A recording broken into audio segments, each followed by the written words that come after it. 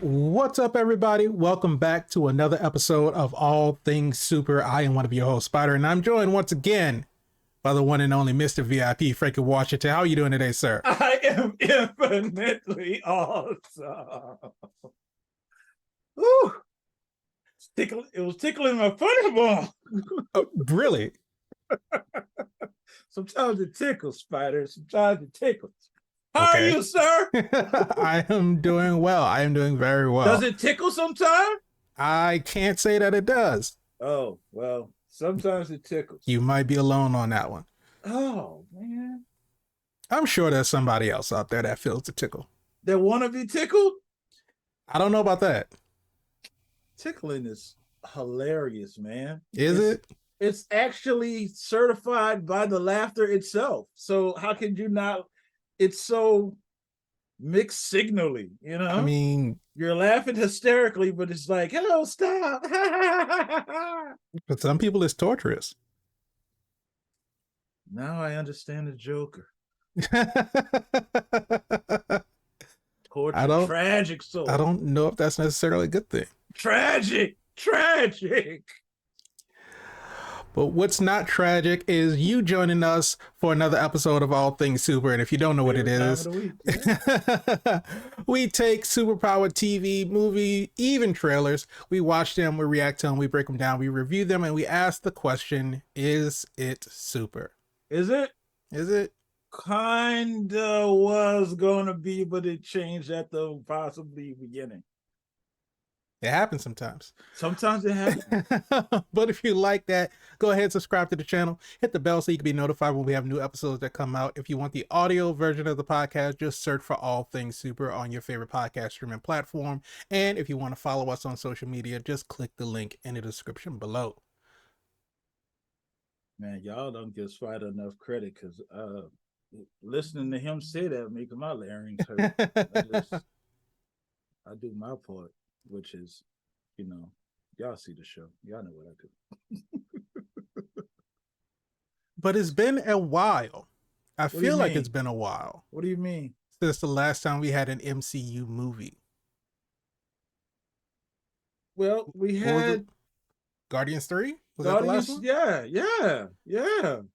And that was the beginning of the year? May, March?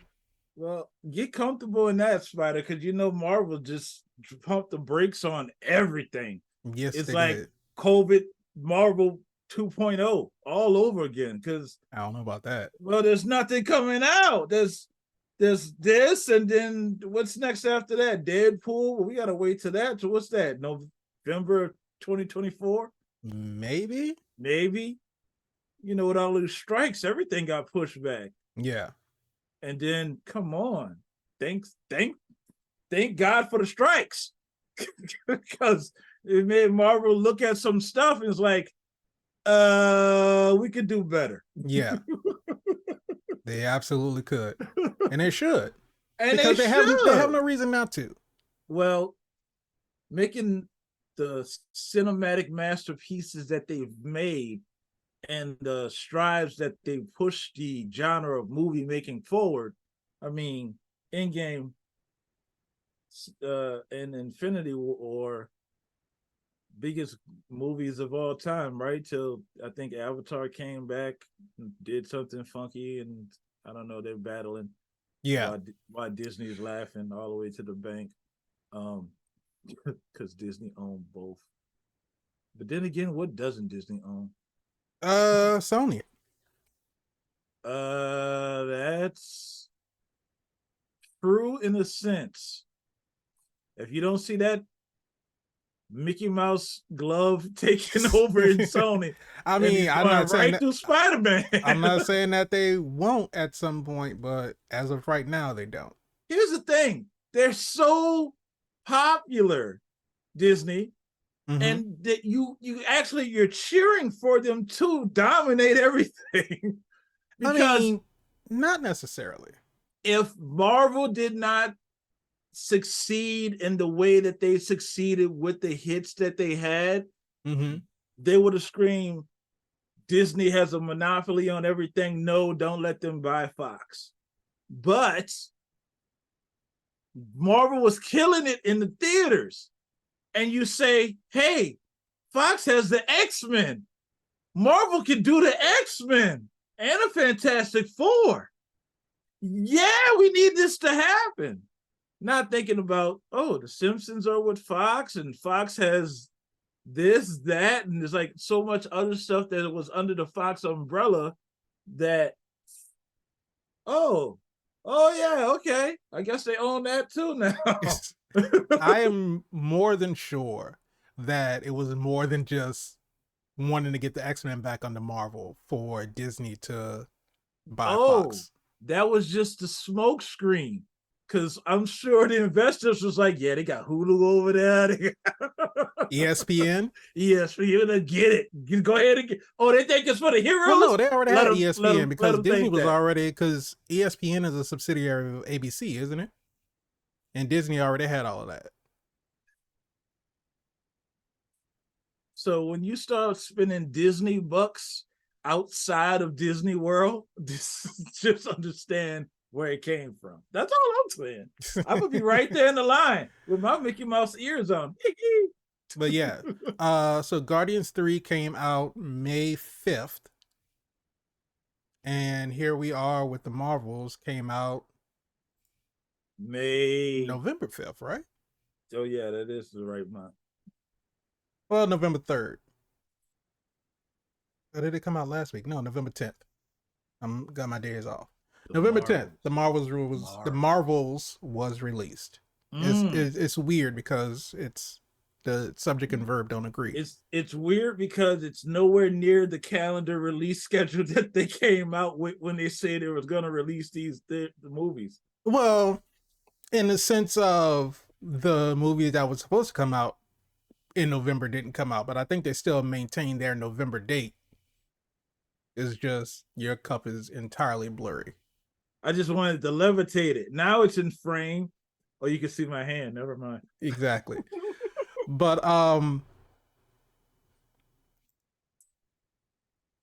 yeah, it's, I mean, like I said, another what were we doing? Another episode of Loki was just I'm fine with going back to having one project or one movie, one TV show in a year, or one movie, 2 TV shows. Spider.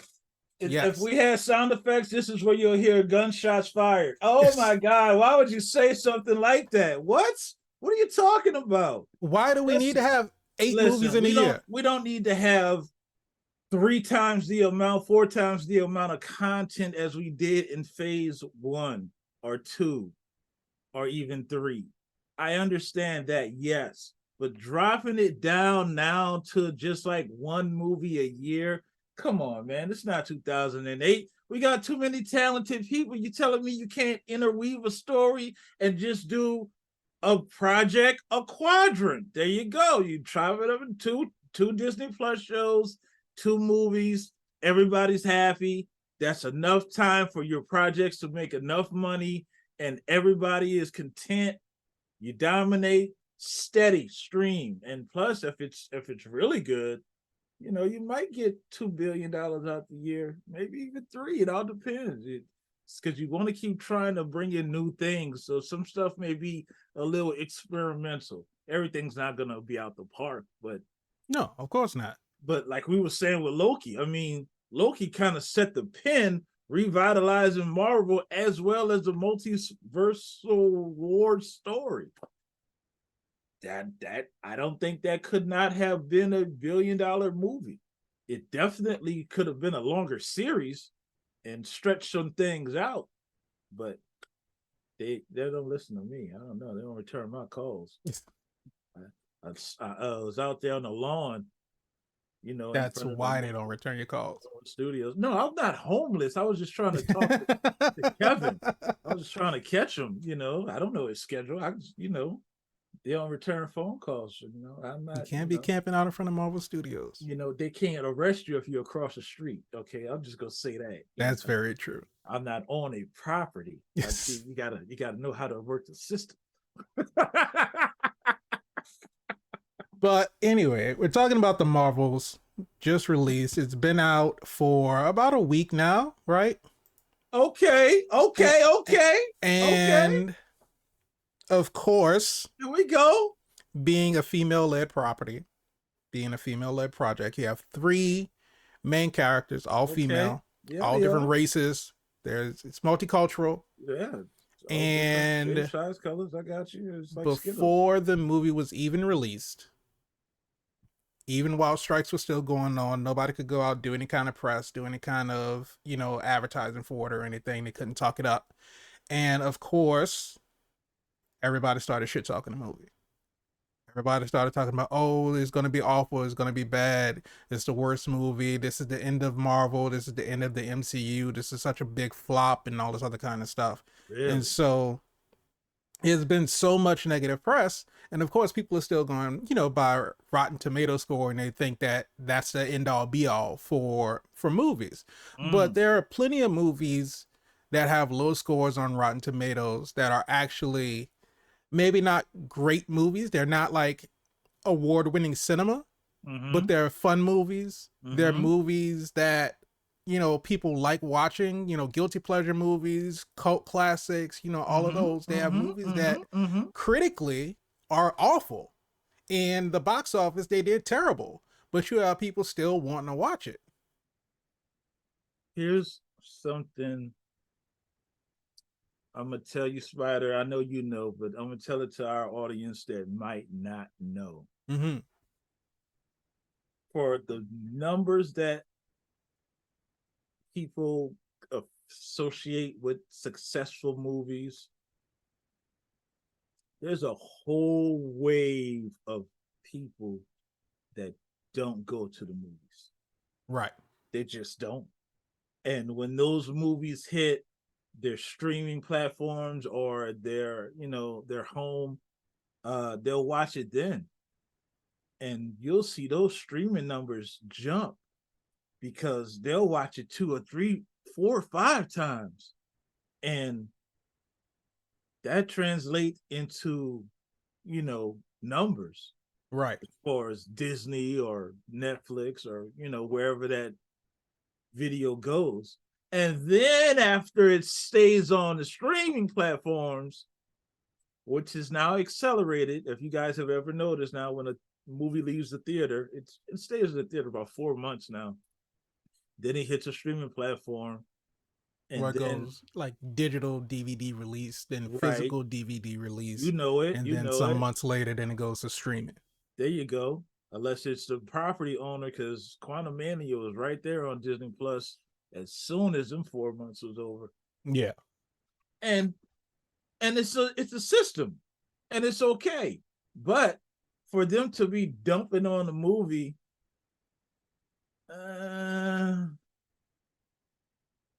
well, we all know there's trolls on the internet. Right. Because we saw this with Captain Marvel. We saw this with Miss Marvel. We saw this with She-Hulk, and so it's the same old. And like we said when we did our She-Hulk review, they did a great parody of, all of these guys who think that just because man babies, just because there's a woman who happens to be garnering attention for a particular reason and may be powerful, now all of a sudden, she's a beast, she's a monster, she's aggressive, she's bitchy, and all this other kind of stuff. And for all the hate that sound like my type of woman, I need to call She-Hulk and see what she's doing this weekend. She might answer. Kevin don't answer, I can tell you that. Marvel's got some nerve. But and we know that the relationship that these man babies have with Brie Larson and how much they were hating on her interpretation of Captain Marvel, which I don't believe was totally her fault. I think it was in the direction that was given as far as the writers of the movie, because just like we saw where Wanda ended up at the end of WandaVision versus the Wanda that we got in Doctor Strange in the Multiverse of Madness was like such a far departure of what we saw in WandaVision. We understand WandaVision ended with, Wanda with the Darkhold, and she hears her kids in the distance, so we know that she's trying to get her kids back. But for her to just turn into a murderer, I And understand a mother's love. the only context you have is that she touched the dark hole, and it corrupts the reader and whoever touches it. And it's Right. like, But we didn't get any kind come of like, on, man, we didn't do get any better. kind of like, you know, her trying to fight it, her trying to resist or anything like that. Yeah, yes. Because as powerful as she is, That could have been a one shot. it could have been, you know, and it's just in an interview, Elizabeth Olsen said that the writers of Doctor Strange and the Multiverse of Madness didn't even see WandaVision. So how is it that we have this entire universe? All of these things are interconnected, but you're creating a film where you have a character that's already been in multiple properties. We're talking Wanda's been in Age of Ultron. She's been in Infinity War. She's been in Civil War. She's been in Endgame. She's been in WandaVision. This is a character that we've seen over the years. And you're not ingesting any of her backstory to incorporate that into your movie. I just feel like that's poor planning on the writer's part. How you didn't go watch WandaVision? Like, that's literally what she's coming off of. Right. If that's not source reference, I feel like that's just lazy. That's not even asking you to go read the comic books. Like, right.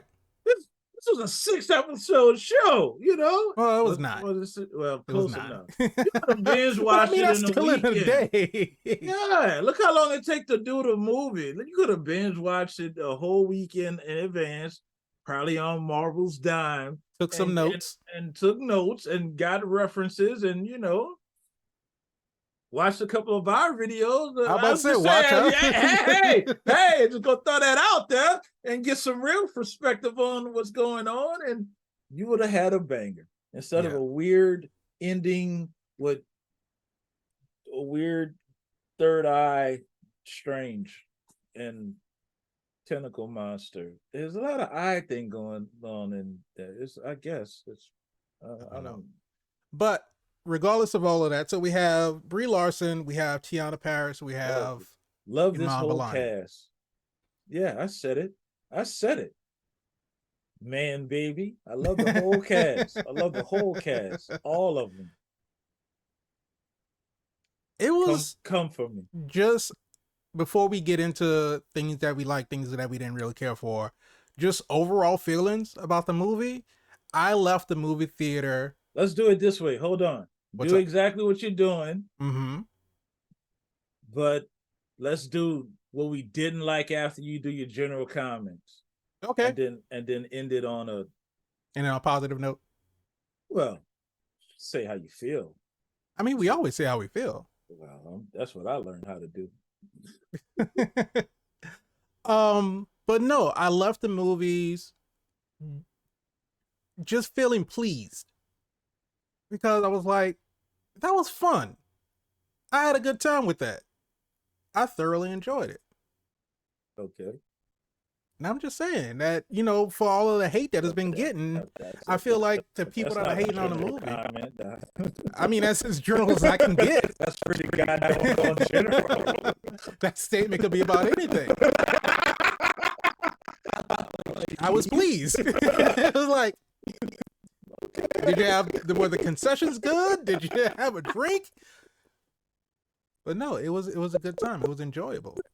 But no, what I was saying is that I feel like the people who are shitting on the movie are people that haven't even seen it, and they're just, you know, being assholes for no reason.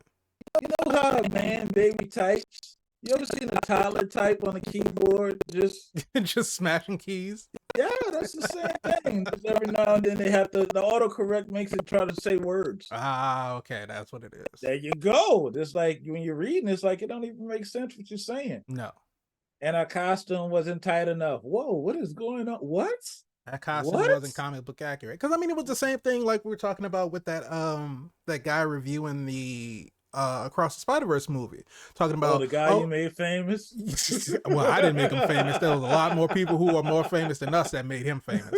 But I mean, it's the thing about it is because they go into these movies. And there's a couple of people, I'm not going to say any names because I know that there's some people that might be fans of these creators, but there's some people, they will literally just like make 2 videos, one being for the movie, one being against the movie, Oh man, they got a lot of time on their And hands. then whichever one starts doing numbers, that's the one that they keep.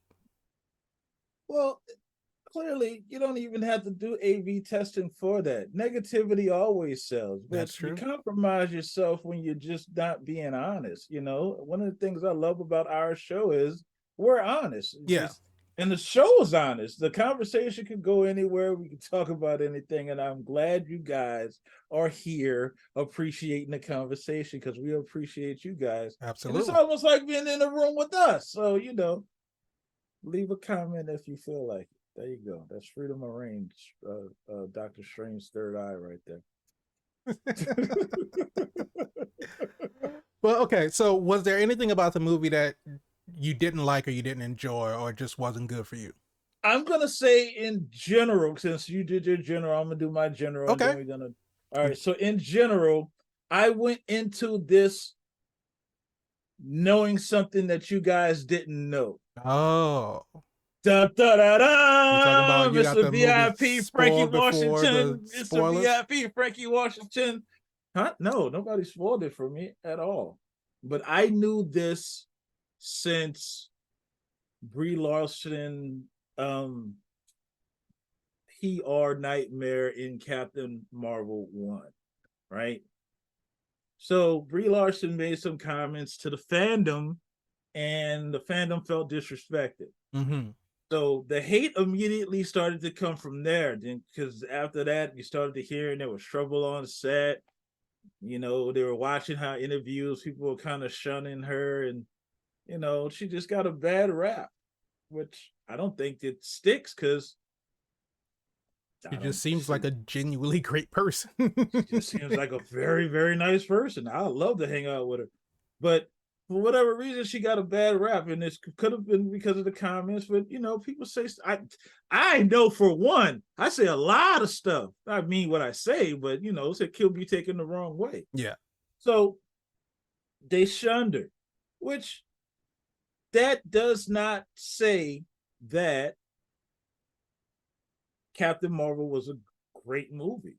It it was not a great movie. No. It had some great elements to it, Mm-hmm. but it was not Brie Larson's fault that it was not a great movie. And Right. I can say that because they want, and I say they, I mean Marvel, wanted to keep as close to her origin story and modernize it so much that it made sense in the grand scheme of things, because again, it was connected, but the multiverse made it unconnected. You're welcome, Marvel. I just gave you that one.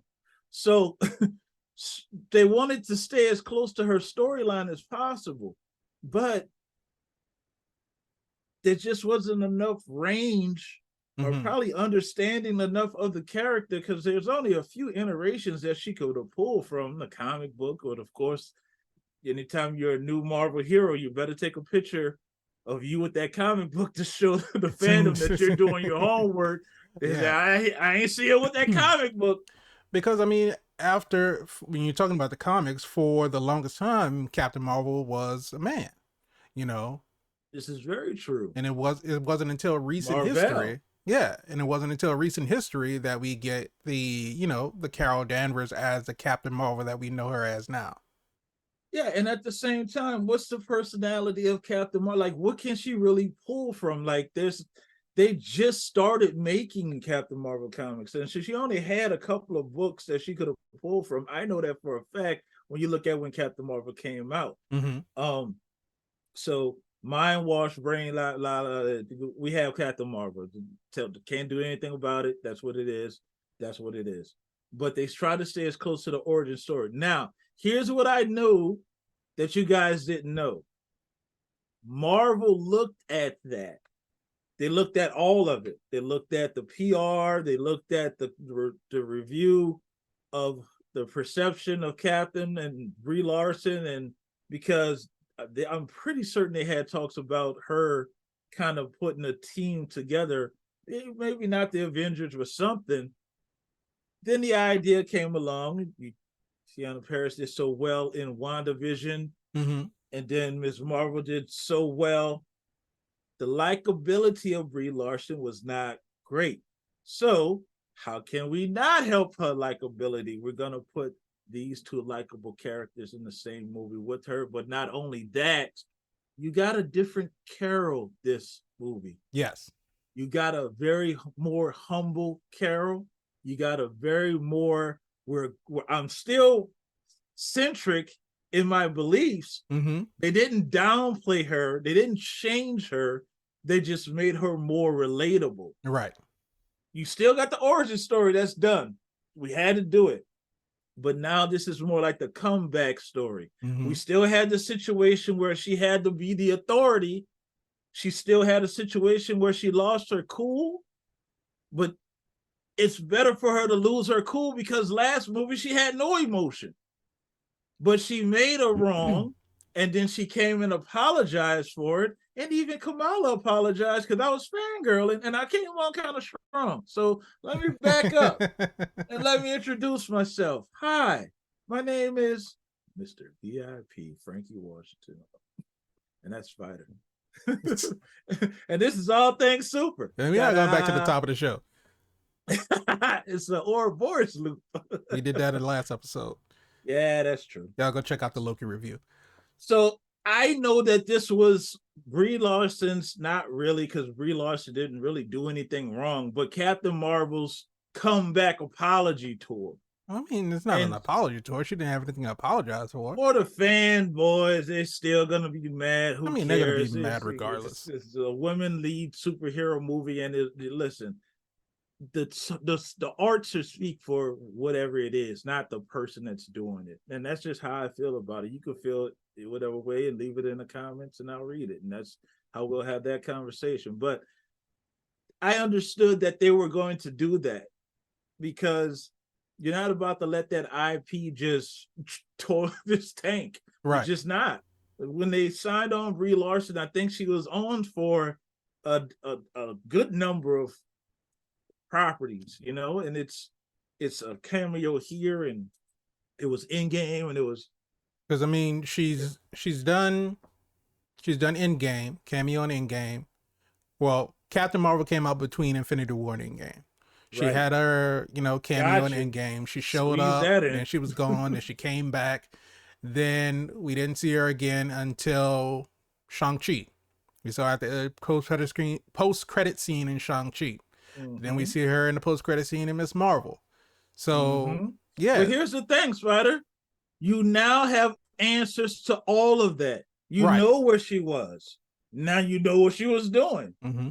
She was destroying the Supreme Intelligence. She never said she didn't do it. She said she was going to do that. Yeah. She did it. And then she got married. Apparently. And hung out with her man guy and, her husband, I should say, who was a prince or a king in a place where I wouldn't stay for longer than 15 minutes. Because, once they got in that second set, I was good. I was like, okay, somebody better start talking. Not too many bilingual people in that planet. It made so much sense when she said it. It's like, no, he's bilingual. It's like, you don't even have to go. The simplest answers are the best ones. So I knew that was going to happen. Now, here's the question, Spider. Mm-hmm. Here's the question. Here's the real question. Even though I knew that was going to be the case, and I wasn't surprised when I saw it, here's the question. Was it successful? Did the PR campaign inside the movie actually work? Is the temperature of Brie Larson being Captain Marvel more? I think it is. I think Captain Marvel 2 is easy to say is way better than Captain Marvel 1. And at the same time, what does that say about the character? So we've shown you a whole different side of her. What do you think? You think they just for Brie Larson's portrayal of the character? I think as far as the temperature of Brie Larson as Captain Marvel, I feel like the people that hate on her are going to hate on her regardless of the performance that she, I'm not saying that she does, but regardless of the performance that she gives, she could have gave an Academy Award winning performance in this movie and people will still hate on her. They will still find some reason, some excuse to, just be like, oh, well, any kind of thing, any kind of negativity that they can spread, they'll do that. So as far as if her performance helped that, I mean, I don't think there's anything that she could really do to help that. Was the performance better than Captain Marvel? Absolutely, 100%. Hey, we don't worry about Petty Anderson. Who's Petty Anderson? All the Petty Andersons that's out there. Okay. PA got that dope, dope Petty. We don't worry about those. They out there. It's kind of like guppies to a shark. They don't swim. They don't swim together. Yeah. That's all I'm saying. I'm sure Brie Larson's like laughing all the way to the bank. Cut the check, Marvel. Because the relationship between Marvel and Brie Larson is good. It's fine. There's no issues. I saw Brie Larson do an interview. They caught her on a runway at one of the premieres, and they said, when are we going to see the next iteration of Captain Marvel? And you know what she did? I'm going to tell you the brilliant thing that she did that you guys didn't even notice. I saw this. She responded with the Downey answer. Robert Downey Jr. said the same thing when they asked him about coming back as Iron Man. She said, I don't know. Does anybody want me to do it again? Posing the question to the fandom. What do y'all want? Right. This is totally different from what I did before. You cannot say that it is the same because it's the sequel. Did you enjoy the movie? Do you want to see her as Captain Marvel again? And I'm just curious if it worked. Because I think it was a lot of effort that went into that to make that a reality. Yeah. No, I agree. But she wasn't alone. She didn't have to carry the movie alone. She had two phenomenal leads with her. Well, I mean, to be 100% honest, she didn't have to carry Captain Marvel alone either, because you have two phenomenal actors in Samuel L. Jackson and Jude Law. So she had star power around her, but the character of Captain Marvel that was written for that movie, it was the sense of, we're going to tell you that she doesn't have control of her emotions, but we never got to see her not be in control of her emotions. Because you remember when the movie first started, she's training with Jan Rock, and he's, telling her, because she uses her powers when they're supposed to be just having a hand-to-hand fight, and he's telling her that she's being emotional, right? And that's the whole practice of, you need to show, not tell, right? And so, not was it that in the Marvels, not was it that she couldn't control her emotions, but we finally got to see her get in touch with her emotions, which we didn't see in Captain Marvel, because you have a person, and I kind of don't like the trope of the amnesiac, the person it's horrible, that lost their memory, and they're trying going throughout their, their movie or their TV show, trying to remember who they were, because I seen Jackie Chan stand on the mountain scream out, who am I? I was like, oh my God, Jackie, why? But if that character who doesn't know who they are isn't written well enough in the process of them finding out who they are, you have a flat character, because you can't give them a personality, because they can't really exude a personality, because they don't know who they are personally. I wish they throw the trope away. Just throw it away. I'll give it to a dinosaur. Yeah, make a dinosaur a chicken. I don't know who I am. Animated movie where a chicken still thinks that it's a dinosaur? You know what? I can see it happen. Pixar! Pixar's going to answer the phone. They might answer before Marvel does. I don't know. But she absolutely showcased that emotion in this movie, and we got to see a lot more than we were told. And that's what I'm saying. You actually saw a tear fall. We're going to talk about that. Oh, come on, Spider. I didn't say it wasn't a CGI tear. No, I'm not saying it wasn't a CGI tear either. Oh, okay. But if we're getting into some of the things that I want to hear what you have first about the things that you weren't fond of in the movie. All right. Buckle up, ladies and Because we gentlemen, might have boys some of and the same girls, things. because let me take a swig of the. Here we go. Clearly, I don't know how much movie we got cut on the cutting floor. Mm-hmm. There's some weird cuts. One of the ones that stand out the hardest, I think, is when they got to the little dancy planet. You can clearly see that there was a cut, probably making sure that Miss Marvel wasn't drinking. Other than that, how did we end up with 2 glasses in Tiana Paris's hand? Yeah. I think they cut that for whatever reason. I wish they kind of didn't, because, that's a good clean laugh. She's not of age and she probably shouldn't be drinking. And right. they were looking out for her because, I don't see how that would have disturbed the movie, but it was such a hard cut and it came out of nowhere.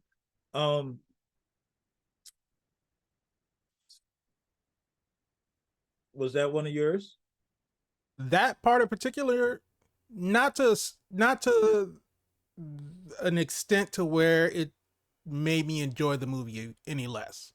I did notice that there were some places where it looked like something else had happened, or they kind of moved a little bit quicker than what they would have if we saw the whole process. Yes, I did recognize some of those, but it wasn't a sense of that it took away anything from me. But I mean, and it might be because this is probably one of the shortest movies in And the that MCU. was about to do my next. You read my mind. I think you're telepathic. I gotta watch you. Either that or get the lottery numbers. That was my next thing. This movie pacing was a bit too rushed, and everyone conveniently knew what was going on and kind of figured things out. Yeah. Which again, we had two mini training montages in there with the switching of the place. Then that was cool. That was fun. Mm-hmm. But as far as really getting the story pulled out, no, this is beats. Yeah. It's like, I gotta close it from the other side. Why? Because I gotta. And then she gone. Then she go. Like, what? And then she's not even in this, like, and we got to hit these beats, and right. no time to think about anything. Here we go. And I didn't like that. I think you had the talent to be able to draw this out a little more and give us more to bite into. Don't get me wrong. I understood the villain. I understood the villain's motivations. I don't think we had a bad villain. She was doing what she needed to do, Dar-Benn. She was doing what she needed to do for her planet, right, for her people. When you killed the Central Intelligence, you turn the light out. You didn't even care. You just turned all our lights out like the electric company when you don't pay the bill. I got food in the refrigerator. Like, it was over. Right. So they have to make a way, because all their resource, I don't know how you lose air, but I guess it's like Neo said in the Matrix, you depend on these machines and the machines depend on you. So you couldn't breathe the air. It probably was toxic air, and the Central Intelligence was keeping out the toxicity. Makes sense to like that. Okay, possibly. I got you. Cut the check, Marvel. I'm just gonna say y'all so much explanation. So when you turn the lights out, then you fly away. We gotta fend for ourselves. We couldn't breathe the air. Mm-hmm. And then here's the thing: did she know this? Did Carol? Because she said it. She said it. She said that the air is barely breathable, but you knew it wasn't barely breathable when you came there, and Rick and Morty didn't destroy everything. Well, I don't know if she knew that because they brought her back to, what was the planet? Hala. And I don't know, because of course, she was sort of brainwashed into thinking that she was a Kree just like the rest of them. But I don't think that she knew then when she was like all angry and going to destroy the Supreme Intelligence. I don't think she was aware of how much damage that would cause to the entire planet when she destroyed it. But she at some point had to have found out, because she told Monica, I didn't come back because I had been trying to find a way to make what I did right. And I didn't want you to see me as a person who would go out and destroy an entire planet. But that's what she did. Yeah.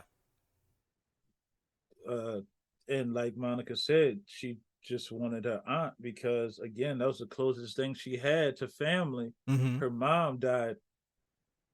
And then, again, redemption tour, we find out that Carol actually did come back. Yeah. While she came back Monica within the blipped. 5 years when Monica was blipped. Yeah. But the dick move was Carol invaded her memories. I don't think that it was. Monica was like, stop. That was not consensual. And she apologized for it, but it was still a dick move. Well, I don't think it was intentional. I think that because you think about it, anytime we've seen that these machines are being used, they're used to draw out people's memories. But it's never been used to connect people to each other. So how do you, from Kamala, from Monica, and Carol, you have the three of them, and for Kamala and Monica, this is something that they've never used before. They don't know this technology, so their memories. Carol kind of do. I feel like Carol took advantage I don't think she did, because I think that even because she said, you know, I'm happy to have some people here because it gets lonely sometimes. You know, she's on the ship by herself and Goose, and so she's just flying around space. And yeah, she's trying to access her own memories with the machine. But like I said, having three people connected at the same time, I don't think they knew that that was going to happen, because I don't think it was that Monica was or Carol was trying to invade Monica's memories. I think that because what it wasn't Monica's memories per se, it was Carol's memories. I don't think she went into it with the intentions of it, but she definitely didn't restrain when the opportunity was there to get that knowledge that she was curious to know about. I don't know. I think it was the anger and guilt on both their parts. Well, the guilt on Carol's part, the anger on Monica's part. And I think those emotions coming together forced those memories up. And they just kind of forced their way into, you know, the whole entanglement of the three of them. They should have fought. Just got it out their system. And they have Kamala break it up. And she kind of did in a couple of sentences. Yeah. You know. But that's what the listen, coming off of WandaVision, we knew there was going to be tension. And again, we addressed it. So one of the things I will say about Marvel is this. They know how to conclude something. They know how to drop storylines, but they know how to do endings. Because you feel something, you kind of got a conclusion to why Monica and Captain Marvel was not getting along, because you felt that in WandaVision. You saw it. Great acting. I'll bring up another point about that great acting later on too. But you get that resolve, and then you get the resolve of Miss Marvel fangirling about Captain Marvel. She like, that's something that she's always wanted to meet. Like, oh my God, I'm living your excitement with you. Right. We're there for that journey. And the family's there. And the family's, let's say, when we brought the movie in, the familiarity with Miss Marvel was a pleasant to see. It's like, oh man, I feel like we're right back in Jersey City. Yeah. No Cameron though. Oh no, Cameron's on the run. No, what's his name? Bruno. She had pictures of Bruno in her room though. We don't talk about Bruno. No. We don't talk about Bruno. But so what are you thinking? So I'm with you on the movie. Definitely was rushed. Way fast. I don't know if, because it was an hour and 45 minutes. So I don't know if, the editors were told that they needed to have, cut it at a certain time limit for This whatever movie reason. way too long. You need to cut it. But they definitely had some areas that they could have elaborated on a little bit more, because I think that instead of us getting the movies just starting with Carol in space, I think we could have gotten a flashback, basically pick up right where, not right where Captain Marvel left off, because she left off trying to find a home for the Skrulls, but let's pick up I where. think they addressed that too, didn't they? No, she helped some Skrulls. Yeah, I mean, she helped the Skrulls, but they've also been hopping from planet to planet, because when Dar-Benn came and took the atmosphere from the planet that the Skrulls were on at that point in time, they were like, where else are we going to go? We barely just found this planet. And so you want to send us somewhere else? We have nowhere to go. And it was like, you're saying that you're helping us, but it's you who caused this conflict. And Yeah. I don't think he was saying it as in direct relation to her, like, being there and being aggressive while they were having like the peace negotiations or anything like that. But the whole civil war that the Kree had was because she destroyed the Supreme Intelligence. And so if she hadn't done that, then they would be fine on their planet where they were. But Spider, I just feel like that was so meta. How I so? feel I feel like it was so meta for the character, so meta for Brie Larson. It's like, yeah, the fandom's mad because of your comments, and now you need to fix it. And I think that's what this movie was. It was an apology movie for the character of Captain Marvel. I'm You don't see the sure. connection? I don't.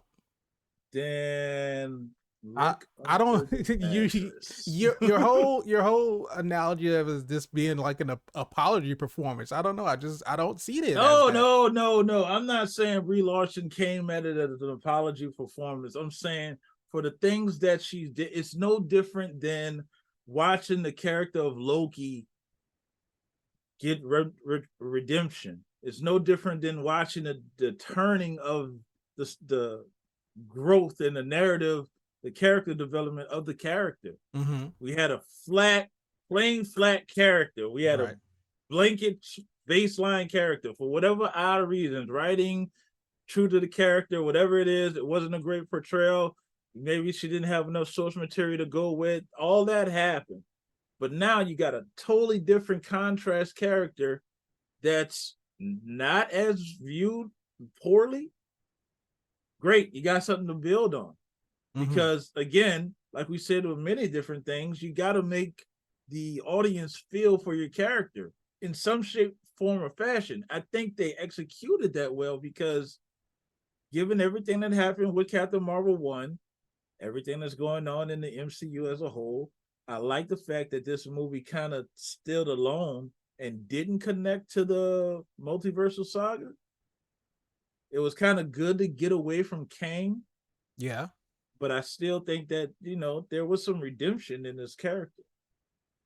I don't know if getting away from Kang had anything to do with it. I mean, Kang's pretty much going to be everywhere anyway, so she's going to probably fight him in Secret Wars or Yeah. the Kang Dynasty. But I One of them. mean, we got Guardians of the Galaxy and we stepped away from Kang.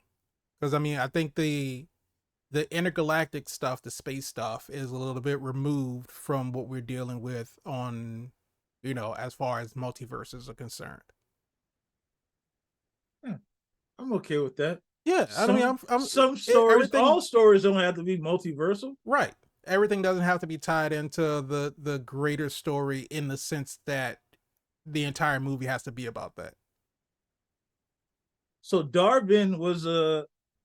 Let me say something about this. Let me talk about these villains in the MCU real fast, Spider. Mm-hmm. The villains are winning. Are they? I'm sorry. I'm sorry. Acting wise, Killmonger, the High Evolutionary. Uh, who else we had of recent? Of recent? Yeah, I mean, just Kang, really. Kang. I mean, Kang, he who remains, somewhat. And what is the actress's name that plays this Dar-Benn?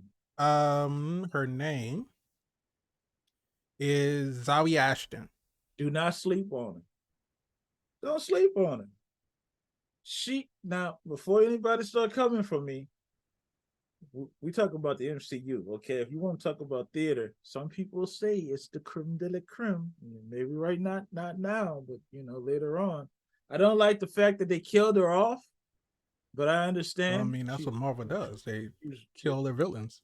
I don't understand why they keep doing that because again, Very you're gonna few run into a survive. problem later on. But she came through again. She's doing what she has to do for her. Come on, man. If that's not, there's no bad guy here. I respect the fact that they even had an opportunity that Carol was trying to apologize and she was like not trying to hear it, as you wouldn't want to hear it from somebody that just, it's like somebody if they destroyed the sun and we were able to survive. You know what I mean? Mm-hmm. And then it was like, hey, like I came down to say, hey, I'm really sorry. I didn't mean to destroy you. I ain't know this was going to happen. Like, if you don't get out of here, Right. like I want to punch you in your face right now. You destroyed our son, son. Our crops can't grow. I can't breathe. Like my people are struggling. I want to punch you in your face so hard right now. So I wouldn't be trying to hear what she's talking about either. And you go after that. She wasn't trying to torment Carol. She wasn't chasing after Carol. I don't think she was aware of the greater implication that she was having on the multiverse. I don't think she really knew that. I think she knew that she could open up portals Mm-hmm. and transport resources from these planets that have them to her planet. And here's the thing, Spider, I'm gonna wrap this up by saying the negative stuff. We went to the planet where the scrolls were. They took the air, right? Couldn't stop it. Dar-Benn wins. Villain wins. We go to the other planet that she's taking the water. Mm-hmm. Aladna. Heroes didn't save the day. Dar-Benn wins again. Right. And she still was taking the water and they left. They had to go, but they didn't stop her. Now, I don't know if she drained the planet to completion or did she just take, because it was a planet that was just filled with water. Yeah, I think they said like 90% of the planet was water. So if she took like 50%, that's not even, that's, you're still, all right. So I'm just saying, you don't like it because I stole it, but y'all didn't die. Just share your resources. Right. So again, Dar-Benn wins. That's 2-0. And then she really died of mortar because once we figured out that Carol could go in and reignite their son, she provided for her people. They got air, water, and the warmth of the sun. That's all she was trying to do. What Thanos say? And that's prophecy fulfilled. There you go. She died a hero for her people. Yeah. Now, if the planet rises up and try to take down Captain Marvel, that's something different. Now, she could be on the attack and knock their son out again, but I don't think that's what they're going to do or what she wants to do. Interesting comeback to it. That's all I'm saying, Spider. That's all I'm saying. Even his comeback tour. No, I mean, I'm not saying that anything was wrong with Dar-Benn's motivation. I would have rather see that scene play out instead of just being a flashback. Because I feel like we could have started with that. We could have started the movie off on a serious note. Yeah. And because it would be a real shift in how the rest of the movie played out. So I feel like I think we agree. when we said the movie wasn't long enough. Yeah, no, absolutely, 100%. We agree that it wasn't long enough. There were plenty of places where they could have elaborated or just had some more moments, because it was like when they left Alatna, they went through, you know, the portal, and they landed on that planet where they were in like the field or whatever. Yeah, And so with that, I was getting Guardians in the Galaxy vibes. somewhat, but Right. so we get all of them coming out of the ship, and they have their like little apology, I was sorry, you know, and they hugged it out, and they kind of came to terms and mended their relationship. That whole scene was just like 2 sentences, and everything was all good. We good. But I know that if a longer conversation wasn't filmed, I think that at some point a long conversation was probably written and then got scrapped. Because you have two wonderful actresses who could have a very powerful scene between the two of them. And, you know, just like you said, going back and forth, like they could have had a fight, right? They could have like been on that planet and fought, because, you know, they got into an argument, because we see they're not leaving Alatna, but Carol is trying to evade all of the Kree ships that are firing on them, and they're about to go down. They're about to get hit by a missile. And Kamala is like, hey, we have to go. And Carol, being pig-headed, being Carol, and again, because she's always been working by herself and not relying on other people, she thinks that she can do it all, when in reality, it's not that you can't do it all, but it's easier if you rely on others and get the help from others, and you all work together. And so, you know, Kamala makes a choice of like, no, we got to go. So she hits it, and they go through the portal.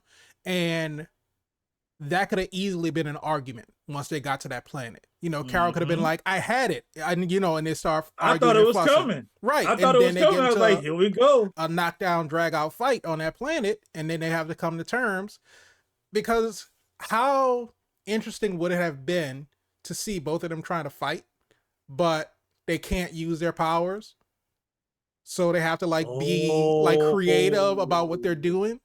That would have been a nice little, yeah. So I don't know. But it just seems like that I feel like could have been it could have been fleshed out a little bit more. And like you were saying about when they were on the ship, and Carol cried when Monica was like, I just wanted my aunt. And we saw a single tear as another scene that had, for the little bit of it that it was great emotion. So I know that if it was lengthier, it would have been phenomenal.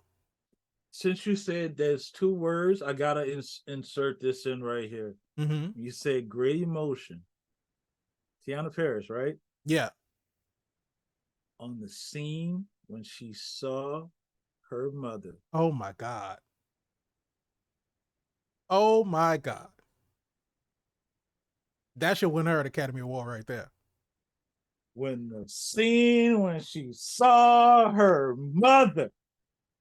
If you don't think that's not acting right there, I don't know what movie you was watching. You would think that was her real mama that she hadn't seen. I was tearing up. I was like, yes, right here, right there. Just let them say what they want to say. Goddamn man, baby, can't say nothing about this scene right here. These 2 ladies right here, because she was, all right. I just want to assume you made that statement. No, you're absolutely right. Exactly place to put that little note right there. Yeah. But I mean, for the most part, that was pretty much it. Because I just felt like the little bit that we were looking for from all of the characters, because I feel like everybody could use a little bit more screen time, because everybody was just great with the little bit that they had. You even had the 2, you know, sword people, like the big black dude and the woman that he was working with. They were just showing up periodically, you know, throughout. The new Coulson and Maria Hill. That's who that pretty is. much. But they were just showing up periodically. And even though they didn't have a lot of lines and stuff that they were saying, it was just like, okay, a little crazy, a little wacky, little, you know, they were asking, you know, the big dude, how old are you? He was like 3,000 years old or something like that. I think you And said 300. something, whatever. I don't remember. 3,000? It's Okay. it's somewhere over the This average is true. lifespan of a human. I know that This is true. that This is much. very true. Whatever Here's the number it thing. was. How long Nick Fury been rocking with these guys up there? Now, I know when we seen him at the end of Spider-Man, he was on Saber asking people about his shoes. Right. I knew I saw other people besides Skrulls up there. Yeah. So I Okay. think the big guy, I think he's Asgardian because his name is Dag, and that just sounds like a very Daggone it. Norse I know him. name. Yeah. But the woman, you know, she could be anybody from anywhere.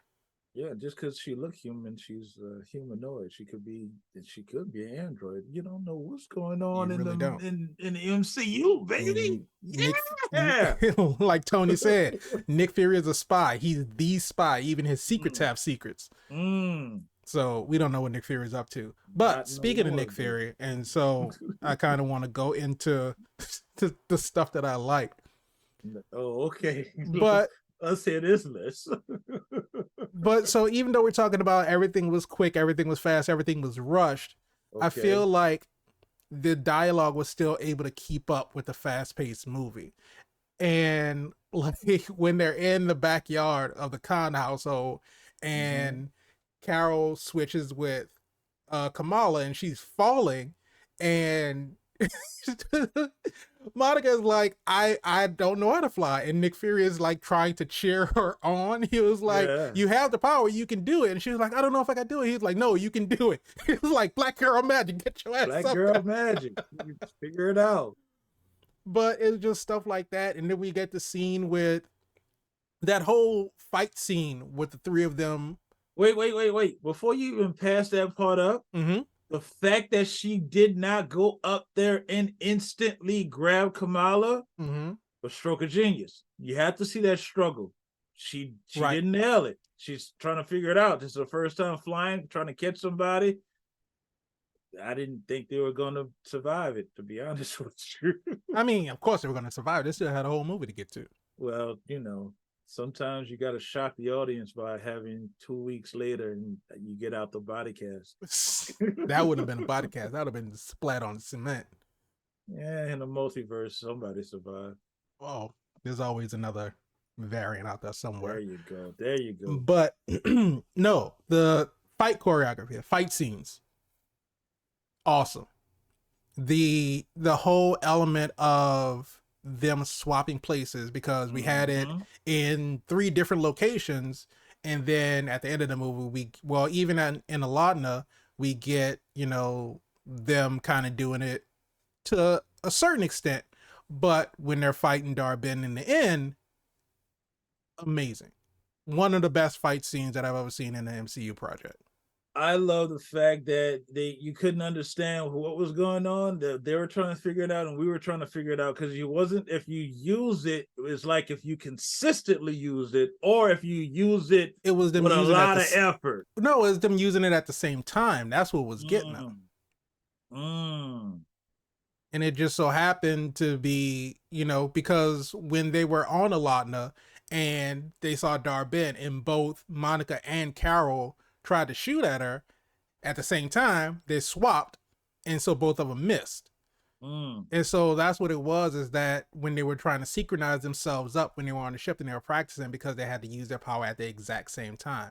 And that little montage, again, they could have had more of that. They could have had like a half an hour of that, just them learning how to swap with each other, and I would have been okay with that. It was just amazing. And to be able to hear them like in their earpieces and hear them say, you know, tag me in, we're going to switch. It flowed so well to me. I feel like that whole premise that they introduced, they carried it very well throughout the movie. I was going to ask a weird question, but I'm not going to ask it because it's not fair to ask it. Okay. Because we had 3 leads for the duration of the movie versus the comparison, which would have been a Spider-Man movie with Andrew, Toby, and Tom. Of course, Tom. But it's not fair because it was midway through the movie before we got Andrew and Yeah. I mean, you said you had a question. I mean, you I just didn't want to can't not say let that you know had a what the question and then not question ask a was. question. That's what the question would have been. Who would have done it better? But it's not a fair question because it's not the same amount of runtime. He's got different things going on. It's not. And I mean, Not fair. just the story being so completely different. Yeah, well, girls get it done. That is true. I learned that. That is very true. But another thing I appreciate, and stop me whenever you want to, because I don't want to take up everything about what I liked about the movie. Ain't that why we're here? I mean, but it's a conversation. I don't want it to be one sided. I don't want to hog all the spotlight. You can have all that light. I don't want all of it. Just some of it. That's all. I'm willing to share. Okay, I guess. But the Khan family, just the family as a whole. We fell in love with them in Miss Marvel, but I know that there are still some people who didn't watch Miss Marvel because they may have thought that it was too kiddie. They might have thought it was just going to be like something, for teens. Which, from the way that the trailer introduced it for Miss Marvel, with the the cutouts and all of the graffiti and the artwork and all other kind of stuff, it did seem very youthful. And so I can understand people's perception of that and maybe not wanting to watch Miss Marvel. And they brought it back at the beginning of the movie. So we kind of got that essence of Kamala, telling her story. And so you have a whole new group of people who are introduced to this family. And I love that they was just going to watch Miss Marvel. Yeah. Disney.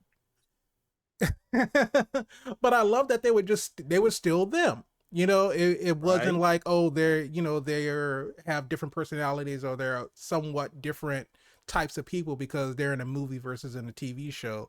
They were just still, the mom was still the mom, and she's overbearing mom. will go to bat for you if it meant protecting her family. And the dad, compassionate, kind, and the brother, loving, wise, just on Kamala's ass, and religious, right? And it was just the perfect family dynamic, and I love that they still kept with that. The movie would have suffered without him. They needed that heart. Yeah, I agree. Miss Marvel brought the heart, but they needed that extra heart because it grounds us that much more to the family, to what's going on, to what's at stake. Because again, some of those scenes that they cut, we know this is real. No matter what's going on, we can't get her hurt. Right. That's not about to happen. Yeah. So when they're like, Kamala, stay here, and she's like, I can help. Like, I don't even have time to explain why. I just need you to right. I just need you to trust me. I have to go because and don't use your powers. Just let's establish this right now. So you get to see her be a superhero with the limitations of using her powers, which falls right into the superhero trope of the sequel of you not being able to use your powers. Superhero trope. Second time coming around, can't use your powers. Not all of them. Spider-Man 2. Which other one was that? Did you have the sequel? Couldn't use your powers. Batman was all kind of screwed up. I mean, Batman doesn't have powers. Superman got sick and wasn't that 3? Was it 3? I don't know. I don't remember. The superhero trope. You lose your powers in a second. Well, I mean, it's not that they lost them. They just had to find a creative way to be able to use them. It was a clever way. She couldn't use them until she was untangled. So when she got untangled, now she can cast light. But can we talk about how well Miss Marvel fought? Before we talk about how well Miss Marvel fought, it brings me to the attention of thinking her and Bruno have been hanging out and working on some things. Mm-hmm. Can we talk about why she is still here? those Bengals, once you Wonder Woman them together, Mm-hmm. trying to do the imitation of Wakanda, Dark Ben got blown up. Right. But Miss Marvel, she like, yeah, look at me. Look at what I could do. What's up with that? I mean, are these Bengals racist? What's going on? Are they racist against the Kree? Kree racist? no, because they were Kree technology. But hey, what's But going on? I mean, I don't know the origins of them, but it may be. It's not that it's the One of them Kree. was found on a blue-skinned, which we're going to assume is a Kree inside of Ten Rings Temple. We acknowledge that inside of Ms. Marvel. For those who didn't see Ms. Marvel, guess what Mr. VIP Frankie Washington just did? Educated you on what happened in Ms. Marvel. Right. Yeah, some people might say I spoiled it, but that's not what happened.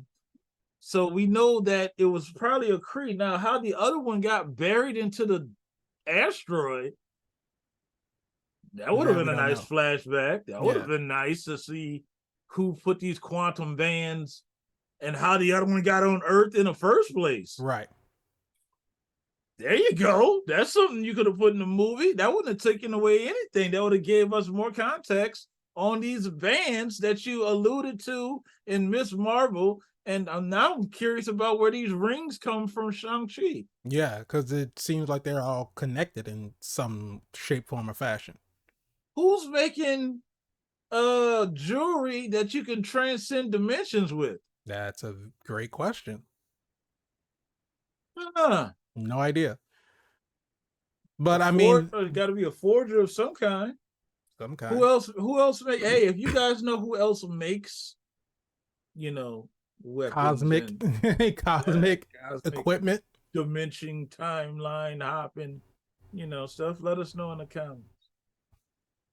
But I mean, they explained it away because I would say that it probably didn't make sense for anybody who didn't see Miss Marvel, because we get the explanation at the end. And again, talking about Miss Marvel, if you haven't seen it, then close your ears. But we get the explanation at the last episode. I'll wave my hands when I'm done. I'll be like, no more spoilers. There's your timestamp. Yeah. But if they got their ears covered, then they didn't hear any of it anyway.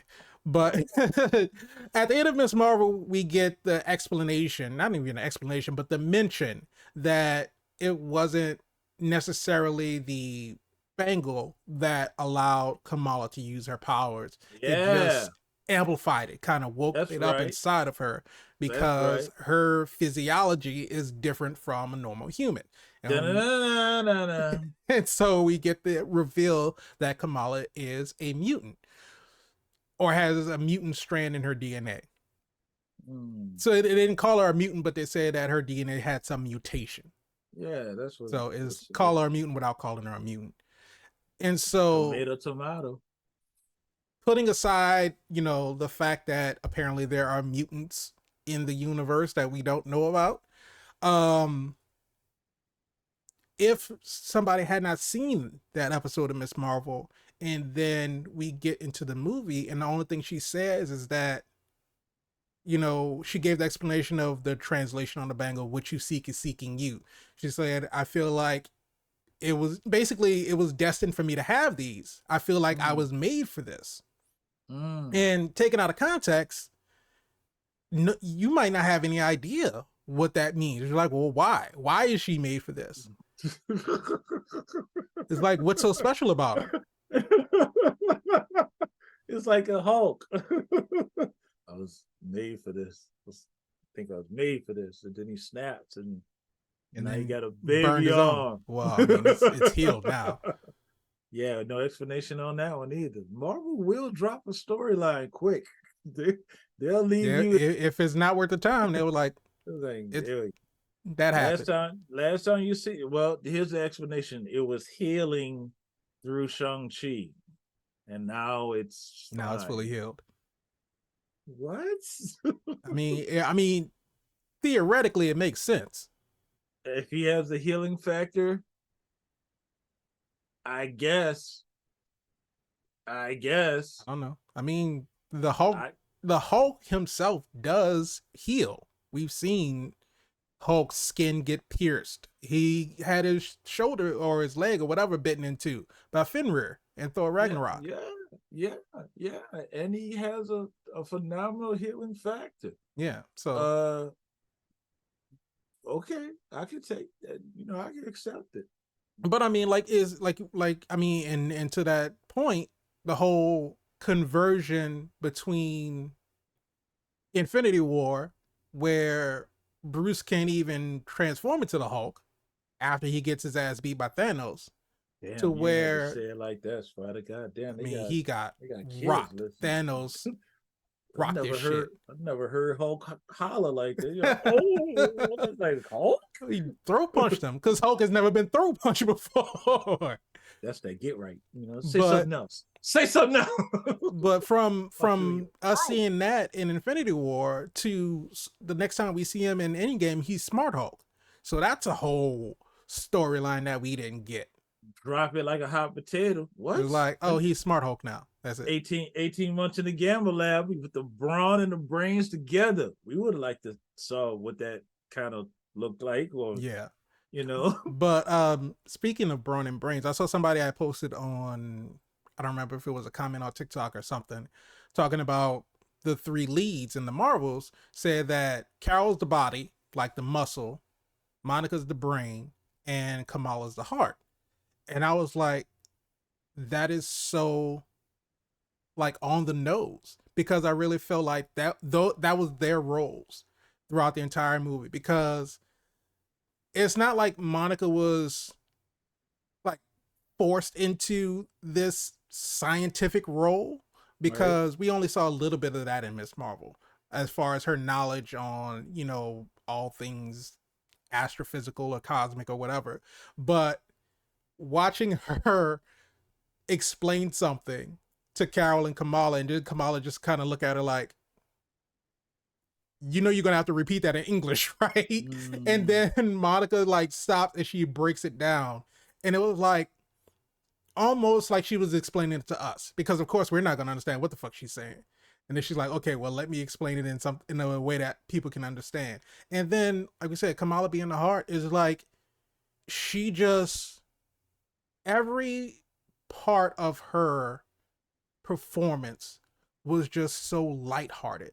And not lighthearted in a way as she wasn't taking it seriously or anything, but lighthearted as Kamala was just like a shining light in every scene that she was in. You know what it is, Spider? Mm-hmm. She has successfully done the annoying kid character without being annoying. Yes. And I literally had that thought while I was in the movie. We never saw anyone execute that before. She was not too much. She was just enough. And we were right there with her. My opinion. No, I agree. Because she was the asking a million questions and just like gushing over Captain Marvel. And like not you said, listening. It was yeah, not listening, just rambling on and on and on. And I think is because we've seen her not necessarily be that person, because we've seen her care about her friends, care about her family, care about, what's going to happen. And we understand like her obsession with Captain Marvel, her obsession with the Avengers. So when we see her fangirling, since we already know that, character or that personality or that portion of her, we just kind of feel like this is what anybody would do if they had a chance to meet somebody that they were obsessed with. Yeah, you idolize your heroes and then you meet them. Of course you want to, what? And then, like you said, the maturity of her being like, I understand that I probably came on too strong. I just want to let you know I'm going to dial it back a little bit. And then let's, start this over again. And it's just, is showing how much Kamala's learned in I don't want to say the short time that she's been a superhero, but we don't know how long it's been since Miss. Well, I mean, in Miss Marvel, it was pretty much what, like a week or two that they went through those whole events and everything with the DODC coming in and Hey, about to listen, shoot Spider. One kids. thing I don't do is lie to you. I don't lie to these people that's watching this video either. I don't know when it was. Could have been the same time Hawkeye was going on. I couldn't tell you because I don't know what Well, the okay. winters to get like in Jersey City. I would imagine they're kind of the same as New York. I don't think it would be summertime in the city and Summer, then in Jersey summer, City and summer, then winter in New York. Listen, I'm just saying it could have been 2012. You know, time's not a flat circle. It's more like a freaky circle. But yeah, so however long it's been that Kamala's been acting as Miss Marvel. Hey, how do you feel about her putting a team together? I love it. Do you I think feel she's like gonna be the leader of the Avengers? The excuse me, sorry, before y'all start typing, the Young Avengers? I don't know if she'll be the leader. It depends on who all she brings into the fold. Well, you already know right now she's got the new Hawkeye, and they already said they're making a beeline for Scott Lang's daughter, which is Cassie Lang. Right. So that's girls get it done. Mm-hmm.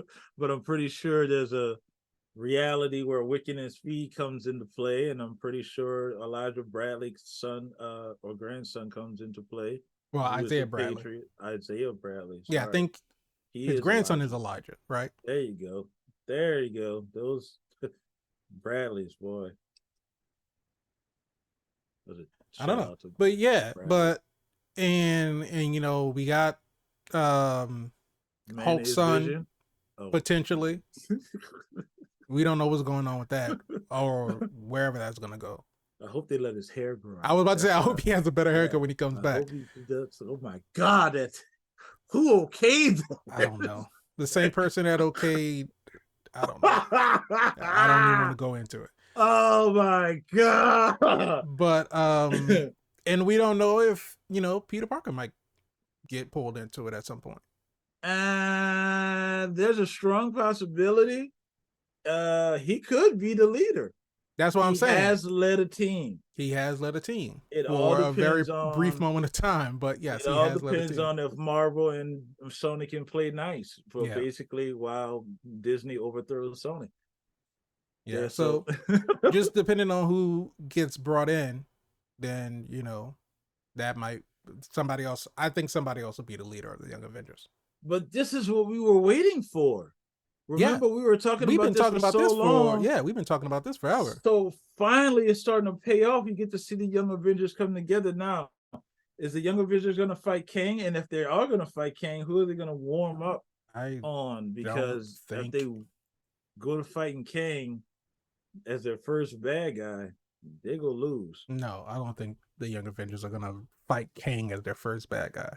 You think we're going to get a Nathaniel Richards, the Iron Lad, in the Young Avengers? If they still stay, because like we talked about in our Loki episode, that there may be some changes with everything that's going on at IRL with Jonathan Majors and his court cases and everything. So if the MCU decides to stick with the Kang storyline, possibly we may have a young Nathaniel Richards. You think they're just wait a minute. There's don't get it twisted. What? Jonathan Majors don't look old, but I don't think he can pass for a teenager. I never said he could. Oh, I was just saying, I thought, No, but I'm saying if they stay with the whole Kang storyline, then possibly we might see a Nathaniel Richards and it, evolves into the whole Kang situation. But who's that guy that played in Snowfall? I don't know. Okay. I don't know which guy you're talking about. Oh yeah, good point. But if they, move on to another villain or somebody else, then I don't know. Maybe not.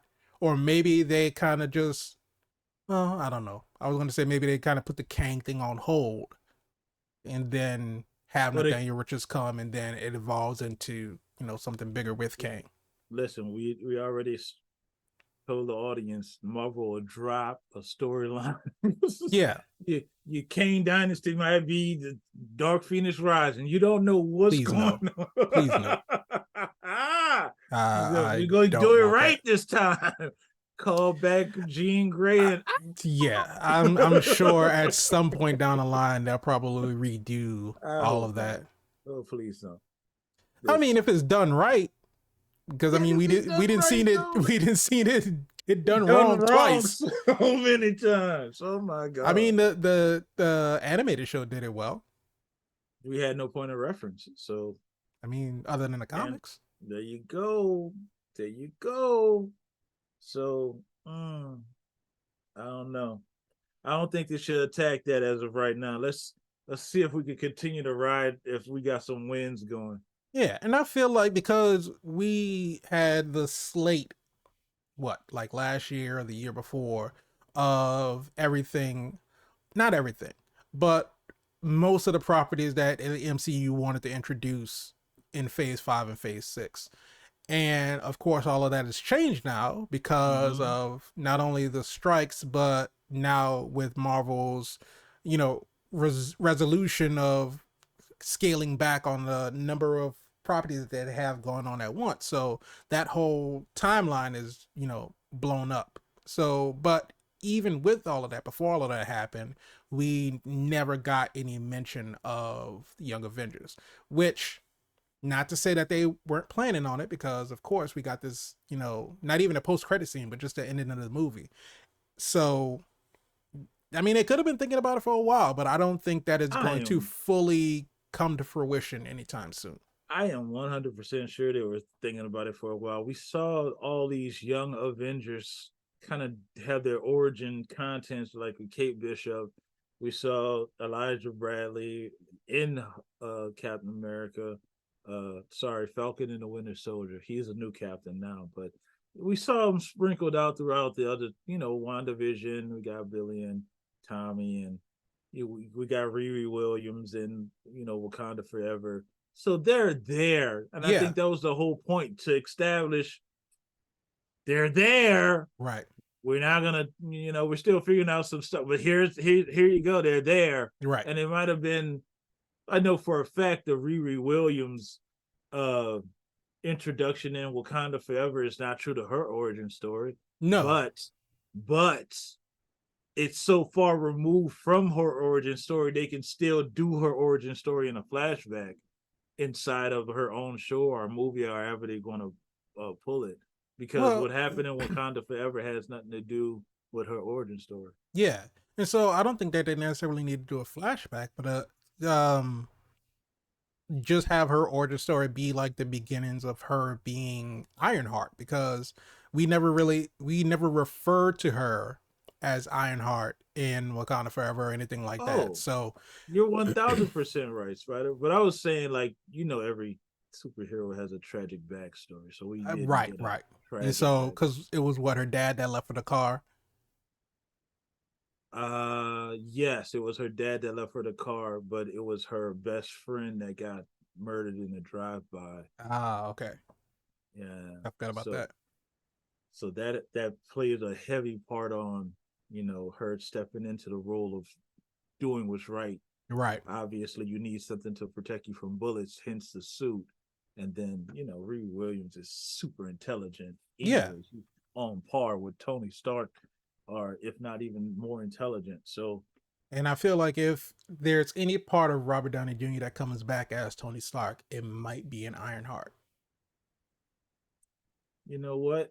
Again, Marvel stays true to the comics, so it'll be an expensive AI, but I can see it working. I mean, I was thinking it'd just be a voice. He's the Jarvis of her suit. Listen, it is confirmed. I don't know how many people remember, but Robert Downey Jr. was asked about the next iteration of Iron Man, and he name dropped Ironheart. So I'm quite certain that he has no problem coming back doing any project for Marvel at that capacity. Yeah. Now, does Marvel want to drop that check? That's up to Marvel. But we'll take it. But we see so many other iterations of AI. Did we need it? I mean, Tony had Friday, he had Jarvis, Spider-Man had Karen, Venom has Eddie. Shouldn't that be the other way around? Should it? I mean, Venom doesn't really talk to Eddie, but I mean, Eddie doesn't really talk to Venom. Venom definitely talks to Eddie. There's a episode in the comic book where Venom decides just to eat Eddie's insides because he's sick of his stuff. And he got another host. Eddie almost died. I believe it. I mean, that's all he needs is just a body to survive. But listen to what I'm saying. He was eating him from the inside, right? But he left. He almost died. But just like any horrible relationship, came right back.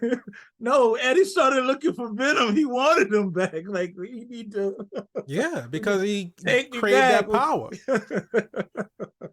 I remember like, in the 90s, no good for you. In the 90s Spider-Man, when Peter finally got the symbiote off of Eddie, Eddie like spiraled. Like he was down bad afterwards. It's like a junkie. Yeah, exactly like a junkie. On that black goo. Ooh, that black goo. But we have moved so far away from this is the Marvels. No, it is the Marvels, but it has nothing to do with Venom. But let's talk about conversation. You can go anywhere, baby. Let's before we ask our final question, let's talk about this post-credit scene or mid-credit scene. Oh yeah. So we already talked about Teyonah Parris's performance and just conveying that raw emotion of not seeing your mother for after 5 years, because we don't know how long it's been after the events of WandaVision. Yeah. But he died. Not being able to say goodbye. Oh my God. And all of that unresolved grief and anguish. You just got on good terms with your aunt who you were resenting because she never came back. She felt abandoned. I feel abandoned. I feel abandoned anytime I don't get to see Brie Larson. So I know how it is. I feel what she's saying. But so we get Monica waking up after she's closed the portal, the wormhole, and she yanked it closed.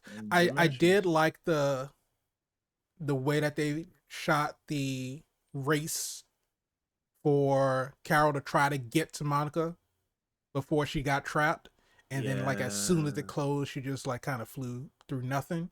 Yeah. And then talking about emotion, when Kamala like goes back and she lands on Earth and she gets off of the escape pod, and you can just see like she's been crying, like, and then her mom is like, "What's wrong? Why are you crying?" And it was like, "We lost Monica," and it was like, oh, it's just like hurt.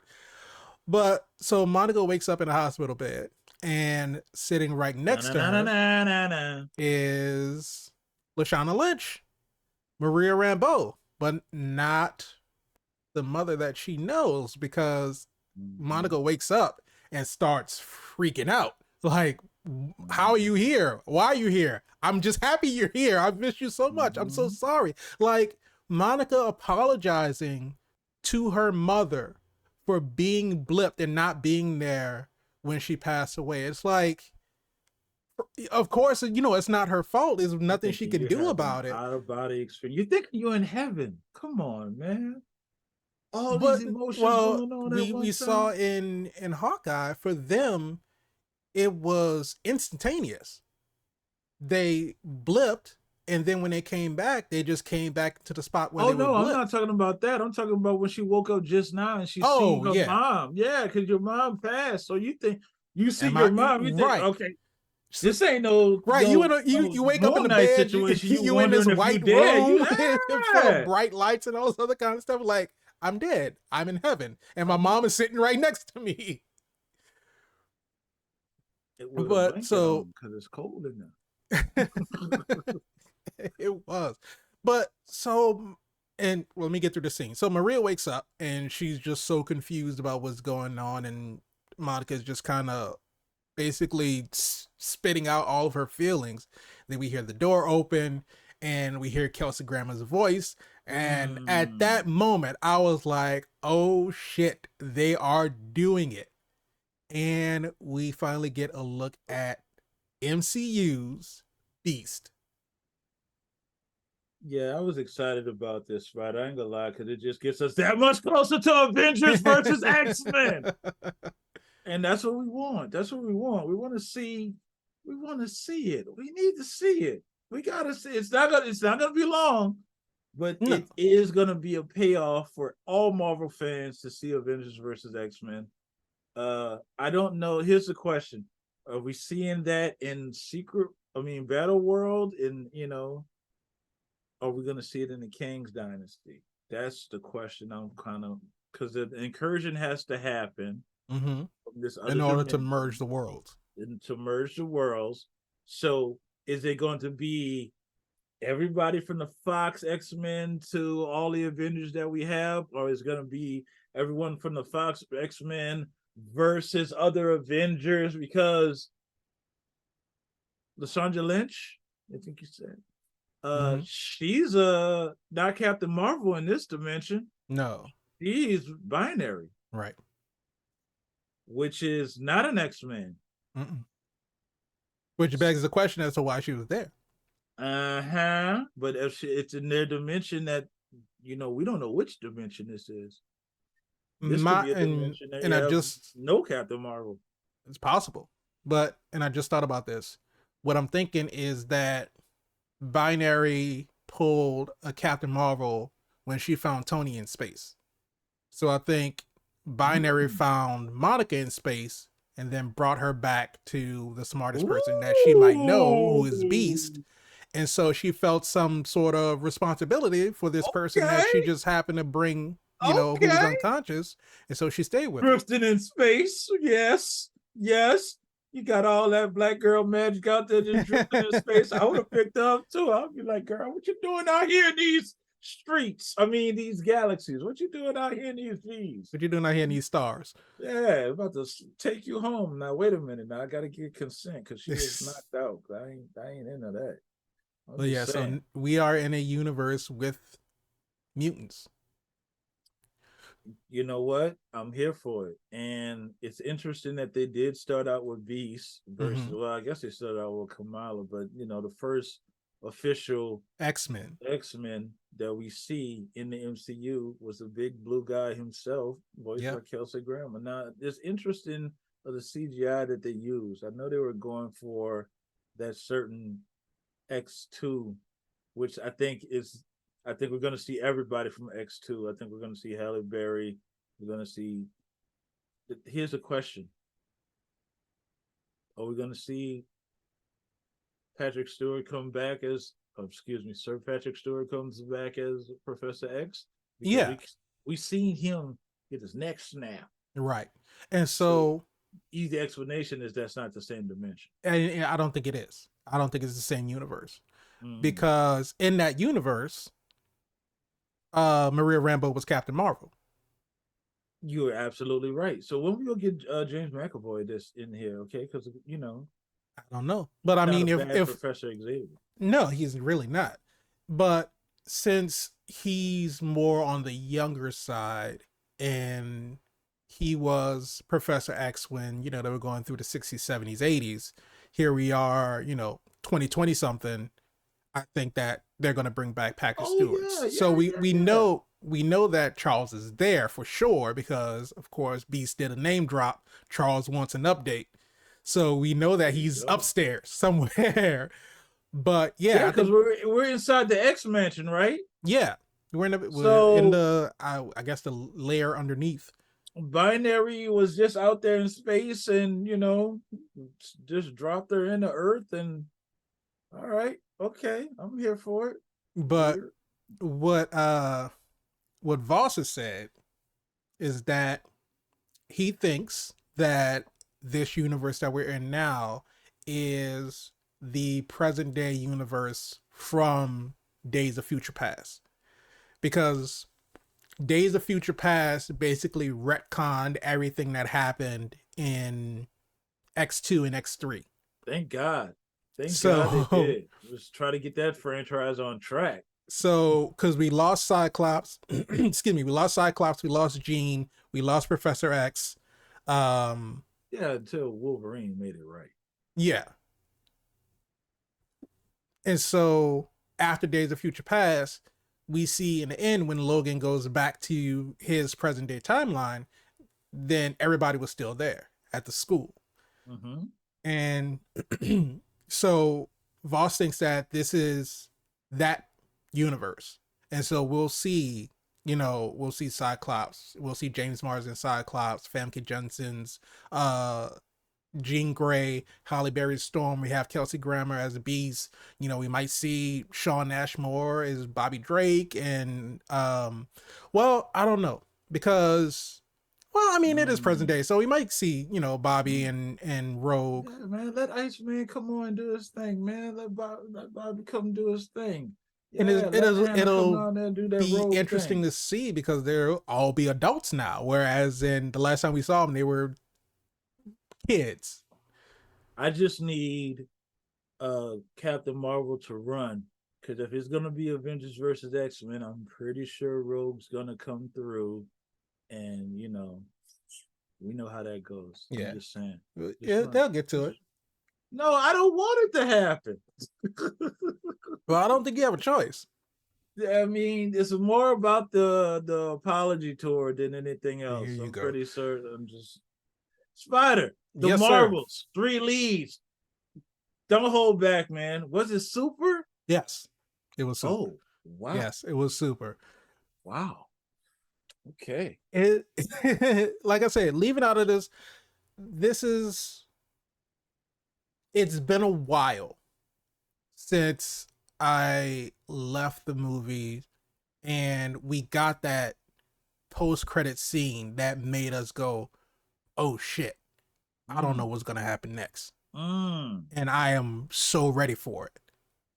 All right, because we got the like we were talking about, the third eye in the Multiverse of Madness. We got the Council of Kings and Quantumania, and as far as Guardians of the Galaxy was basically the end of the trilogy, so it wasn't really anything to look forward to. Yeah, but they told you that the legendary Star-Lord will return. I don't give a shit.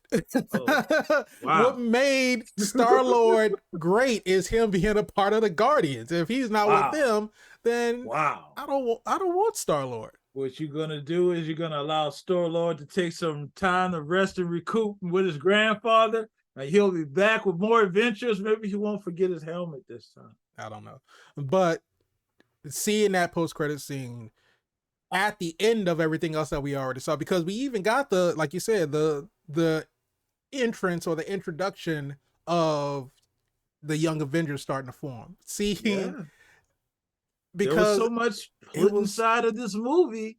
How could it not be a reference movie, a needle drop? I mean, right. You cannot take away the importance of it. No. And I mean, there's so much more in the movie that we haven't even talked about that I enjoyed about it. But seeing that last scene and seeing Lucky the Pizza Dog and Kate come in and give him pizza, and Kamala sitting in the shadows with her I think she had a shield cap on.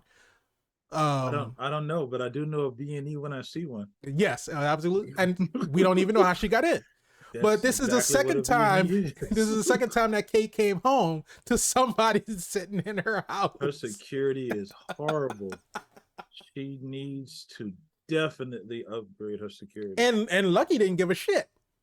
Yeah, he's not the best guard. he's not a he's give him pizza. He's on your side. That's all he needs. But yeah, having that scene, it was just like the culmination of everything, because it's like, who better to round up other heroes than Kamala Khan? Because Nick Fury's son. Who's Nick Fury's son? Ha ha ha! You're welcome. But at any rate, no, I thoroughly enjoyed this movie. It's not, of course, it's not a perfect movie. It was done very quickly. There were a lot of things that could have been fleshed out a little bit more. And I think that would have just made it. I know that they were probably concerned that if it was, going into that 2.5, 2:45, almost 3 hour mark, then that might have deterred some people from seeing it. So I think that may be a part of why they wanted to keep it shorter. You think it was a safe bet? I think that they could have still extended it a little bit more. I think that they could have done 2 hours and been okay. But beyond all of that, I still had a great time. It was funny where it needed to be funny. It was heartfelt where it needed to be heartfelt. It was action packed where it needed to be action packed. We got the Flerkens and the idea of having the Flerkens eat the staff so they could transport them because they didn't have enough escape pods, and just the scene of horror. We got a horror film for like Let 2 the minutes. Flerkens eat you. Like, what? Attention. Please stop running. Let the Flerkens eat you so they can transport you. Everything is okay. And just the fear on those people's faces. Shout out to those extras because they put it on. Because I don't know what it was that they had to do on whatever soundstage they were on to get like yanked up, but the fear that they had on their face, they acted that very well. But for me, yeah, it was super. I had a great time. I really enjoyed it. But Mr. VIP Frankie Washington, we have my verdict. Now we need yours. When it comes to the Marvels, he is so dramatic. I am. Brie Larson, Teyonah Parris, Iman Vellani. Was it super? Star-studded cast. Yes, you're gonna have to put this one in the super category. Let me tell you why. Because it is. That's it. there it That's it. That's all explanation you need. Like you said, it's not a perfect movie, but there's a lot of movies that don't have to be perfect to be super. Right. I said what I didn't like about it. It went too fast. I think we could have got a lot more, but then maybe giving it a lot more would not have helped it in the places where it hurt it. But I think you didn't trust enough in what you had to develop enough what you had. Right. And that's unfortunate because there was probably more movie that we deserved to get and we didn't get. I don't feel cheated. I do feel unsatisfied. No, I'm not going to say unsatisfied because I didn't leave not getting something with lingering questions of a negative sort. If anything, I feel like you didn't trust your movie to be. I think maybe some of the outside noise got in and it made you started to second guess what you were creating, what you should have just cut out the noise and just do what you do. I would venture a guess that was more of a studio call than a creative call. God damn it, Marvel. Because of course it's all about making the biggest profit. Okay, so I understand that. Don't get me wrong. If anybody understands that, I understand that. But at the same time, you want timeless pieces that upon rewatch gives you that feeling of this is why they're number one. Yeah. Not feeling shortchanged. Like, and again, everyone's not, all of the movies aren't going to be grand slams out the park, but I think this was so close to being out the park. I'm just wondering why they didn't swing harder. I mean, I fail to believe that Nia DaCosta and her team of writers, because she co-wrote on this too, I fail to believe that this is her biggest movie though, right? When I say biggest movie, I don't mean like of all time. I just mean as this current point. I would say I think she's only did 1 or 2 movies before this. As a director, yes, she's only done. She has 8 directing credits. Oh, wow. And 2 of those are, well, one is in pre-production and one is in development. She directed Candyman. I think that was her biggest her biggest like Did you see it? feature film to this date. No, I didn't see it because I saw the original Candyman and it scared the shit out of me. So I refuse to see the new one. Yeah, yeah. I didn't see it either, but now I think I want to put it on my watch list because that's how that works. Yeah, but possibly. But I mean, that was the biggest thing that she had did before the Marvels. I hope she gets more work. I do too. I just want her to trust her process and not listen to the studios. And I don't think even they have a choice at that point. well, I'm just saying. I'm not saying No, that. I understand. I Yeah, understand. they should give these talented individuals creative control to be able to do what they, you trust them enough to tell the story, trust them enough to tell the story. Right. But of course, you got your story because it's all connected. So you have your story beats that you have to hit. But I don't feel like that was the case in this one. This does not, outside of the Young Avengers, which again, if you don't watch this and you see the Young Avengers form, you'll just realize, okay, this is the new Avengers. That's fine. They're the team. Where they came together from, I don't know. But here we go. So two points. Like you said, having the studios trust their directors, trust their writers to tell the story that they want to tell. We've had multiple films that are proof of that because they let Ryan Coogler tell his story in Black Panther and Wakanda Forever. Two beautiful films. They let the Russos tell their story in Winter Soldier, Civil War, and they did such great jobs with that. They were like, you know what? You take control of Infinity War and Endgame because we trust you that much to feel that you have these projects in good hands. And you know what they said? That's fine, but we're not writing it. Yeah. And then they got Eminem to write it. So the writers, not the rappers. But the rapper does write. Yes, he does write. But I mean, it is very evident that there are stories that can be told, and without, corporate intervention, that we could have, beautiful stories. Biggest movies of all time. Yeah. But I mean, but on top of that. Yeah, your expression when you said it. Because it's to the point to where it's nothing that we can do as an audience other than go out and support the film. But then when we had said at the top of the show, you have these man babies shitting on a film. Hey, hold on, Spider. Mm-hmm. Those man babies are the same ones that with the powerful voice to get you the Snyder cut. Yeah, but that was when they were for something. Now they're against something. Thanks for that. That's all I wanted to say. Well, I'm not saying that what they're saying has any, credibility or anything, but I feel like for the average non-nerdy moviegoer, the person that looks at Rotten Tomatoes and see the critic score and be like, oh, okay, well, they rated that score low. They said it's rotten, so I'm not going to go see it. That's horrible. It just... One of the things that I realized about Rotten Tomatoes when it comes to the critic score is that all of these critics are looking for these cinematic masterpieces. And when they get into some superhero films, yes, they have some critiques. Some of their points are very valid. But a lot of the times, when it comes to like a movie like Fast and the Furious, right? Fast and the Furious is dumb fun. The plot's not going to make sense. The dialogue is not going to be, 100% perfect. There's going to be... understand what Vin Diesel is saying. Half the time you cannot. Yeah. But grumbling something and there you go. Exactly. I think he's slowly transforming into a car and his voice is getting lower. It becomes the engine rumble. Yeah.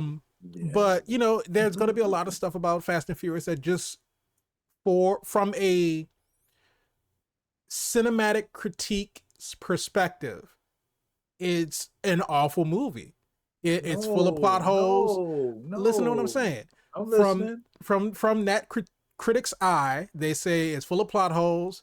It's not realistic. It's just over it, just explosions for no reason. Too much, all of this other kind of stuff. They have all these complaints about it, but those are the parts that the Fast and Furious fans enjoy. Exactly. They go to the movie and know that it's going to be dumb fun. They know that we're going to get Vin Diesel driving his car through a blimp or some shit. Ooh. But we go into it knowing that. And so for the people who are fans of the films, they can look at a Rotten Tomato score and be like, oh, Fast X got a 40 something percent. And they be like, okay, well, I'm still going to go see it anyway because I already know what it's going to be. But Exactly. when it comes to these MCU movies, they're getting so much negative press that I think that, like we said before in our other episodes, you have the mixture of some poor products that aren't received well, that just really aren't great. Then you have the negative criticism from the man babies, and then you also have, like we were talking about, superhero fatigue. Not necessarily MCU fatigue, but just superhero fatigue, because in the last 3 years, we have gotten a shit ton of superhero projects. Yeah, that was that phase, whatever nonsense we was in, 4, 5. What are we in, 5? We're in 5 now, yes. Yeah, so yeah, that no, it was 4. Phase 4 Well, was that the was 4, yeah. yeah. But I mean, it Phase was to 4 the was a blemish. yeah, but I mean, it was to the point to where in phase 4 we had what, like 8 or 9 shows, we But had 8 or 9 movies. here's the thing, Spider. It wouldn't have mattered if all those shows were good. Right.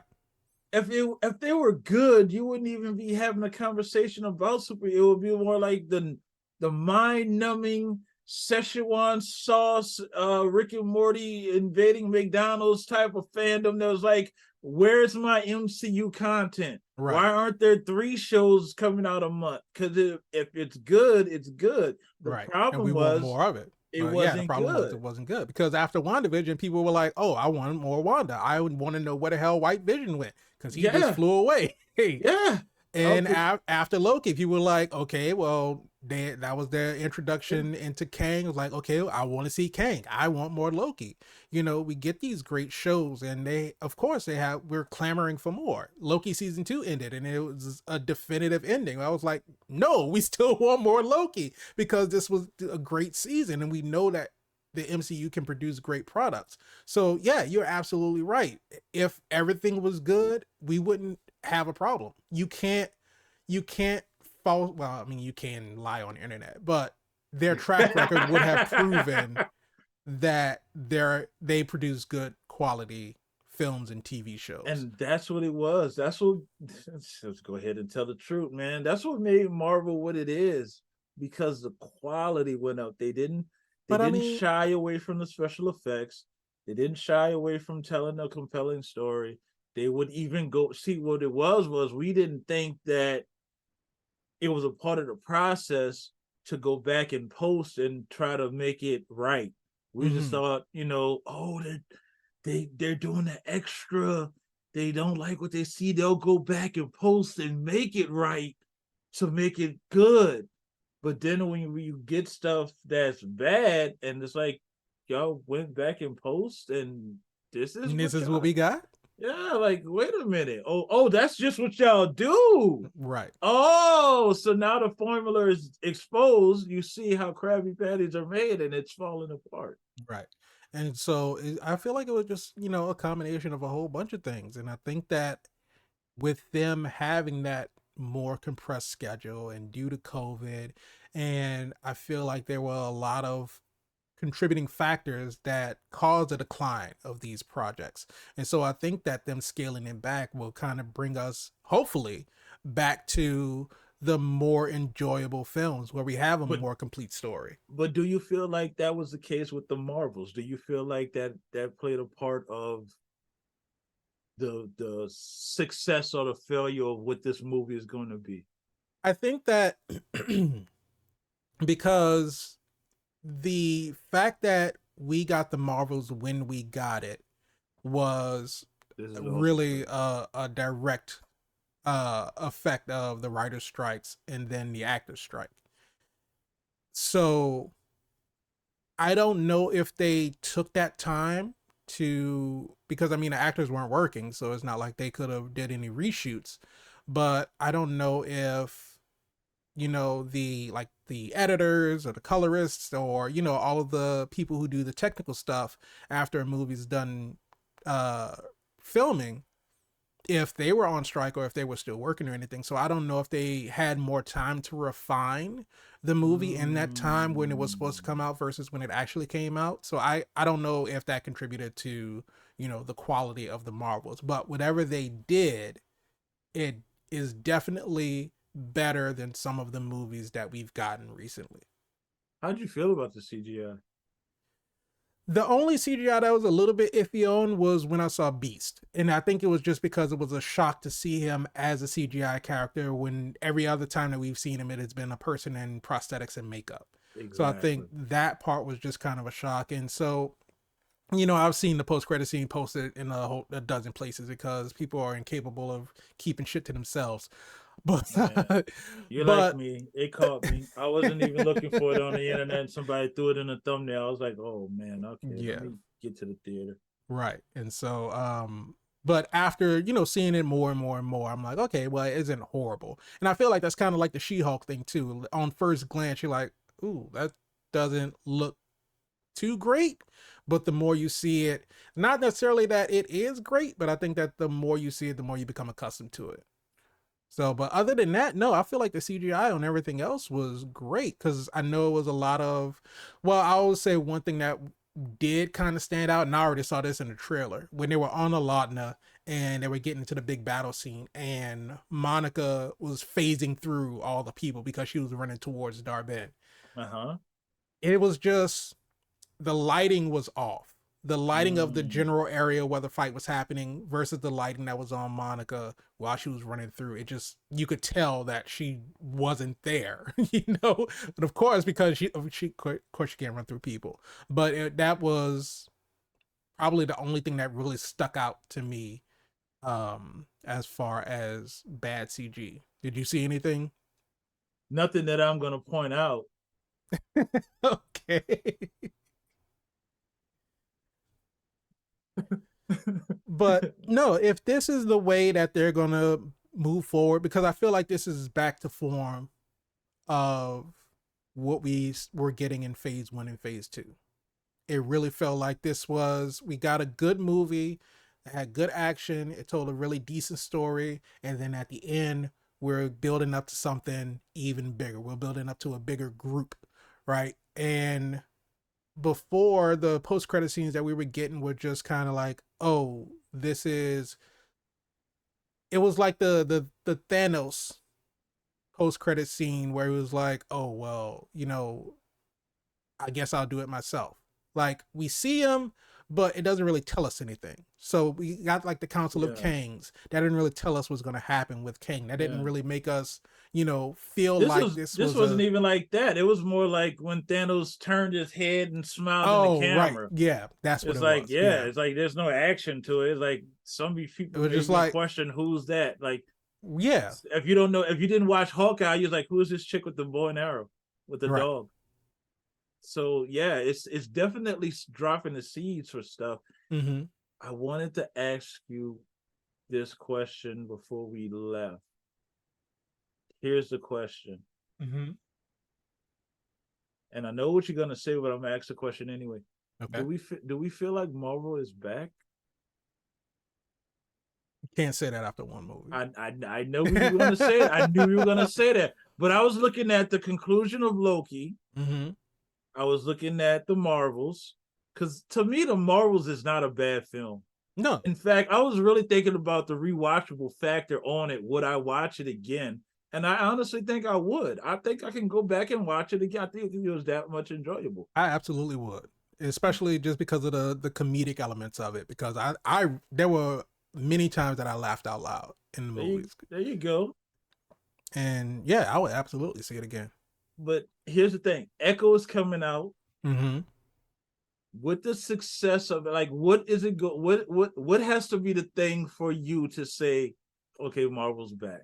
We put enough wins together, we can see they may be a dominant force again in the movie industry. Like, if you're a production company, you might want to step your stuff. Marvel's back, right? You know, what would you have to see? Yeah, I think you said it. I think it's that consistency, because we haven't really gotten from I would say probably like around the end of phase 3 is when we started Mm-hmm. getting like consistent, like really great movies. But I mean, that doesn't mean that there weren't, movies that weren't as good. But I think that if we get Loki, which is being critically acclaimed, we get the Marvels, which, despite all of the bad press that it's getting, was actually a really good movie. Mm-hmm. And if we can go into Echo, because we know the things that Echo has stacked up against it of not being well known, for the people who didn't watch Hawkeye, then they're definitely, no Who's this real chick with one leg and can't speak? and can't hear. Can't hear. Daredevil can't see. She can't speak. Oh, you said can't speak. I thought you said can't see. Yeah. Well, But Kingpin can't see it. He is Cyclops now. well, yeah. But I think she can talk, but she doesn't do it much. Okay. But but yeah, so we know that everything that Echo has stacked up against it, plus, the 6 episodes that they have, they're releasing it all at Oh once. my God. There you And go. but that doesn't mean that it can't be a good show. And like we were talking about, I think when we were doing Loki, that the people who were, and these are still the same man babies, that were very angry and upset that we were getting an Echo show, after they saw the trailer, there were a lot more who kind of came around, was like, oh, okay, well, the trailer makes it look like this is something that I might want to watch. Mm. And so, of course, and we've talked about this plenty of times, you can't always trust what MCU trailers show you. Oh So, no, they done CGI the Hulk and something and took him out, and I mean, that whole entire scene in Infinity War where everybody was running through the jungle was just a scene that was just nowhere in the movie. the Spider-Man scene when he was fighting inside the restaurant, we still never, that wasn't in the movie. Nope, we never It's got all that in the trailer. I mean, for Spider-Man Homecoming, when they had Spider-Man and Iron Man flying through the city, never saw that. Never happened. Yeah, never happened at all. In promo. I mean, it could have been, we could have had that like a Peter Parker dream or something. Just throw it in the movie somewhere. They'll drop a storyline, Spider. They'll change it on you quick. But you'll go to the bathroom, you'll come back, it's a whole new movie. Right. But yeah, so I think that just consistently delivering good products. And like we said, it doesn't have to be perfect. It may not always be How many great. you need to see? I would say if Echo is decent, and then next year we come out with Deadpool 3, because I think Deadpool 3 will be the test of how are we going to handle the MCU moving forward. Because everybody knows that this is the film that's going to, if not tie it all together, start to tie it all together. And I'd say it's probably one of the biggest films since Loki's TV show. I mean, essentially, yeah, because it's only going to be a few more months before it comes out. Because Ryan Reynolds dropped a release date, and I don't remember what it was. Ryan Reynolds, you sly dog, you. But I think that if we can get Echo, and Echo is good, or did it again, it's decent, and then we get a good Deadpool, because that's a good Deadpool with a smooth-ish transition into bringing mutants into the MCU and maybe the Fantastic Four, however they're going to bring, the Fox universe into the MCU. I think after that, I might say that Marvel may be back. That'll be 4. That'll be a strong 4 properties that came with medium to high reviews. Yeah. And so I don't know, I'm getting conflicting dates on Deadpool 3. You can't trust everything Wikipedia tells you. So. Well, it's not even Wikipedia, it's just Google results. I got Deadline reporting. Don't you talk about Google. I have the first result on Google says May 3rd, 2024. That's what Deadline is also reporting. But then you have Digital Spy saying that it's coming out July 26th. You know, people are gonna be really surprised when Google makes a theme park. You're welcome. I guess.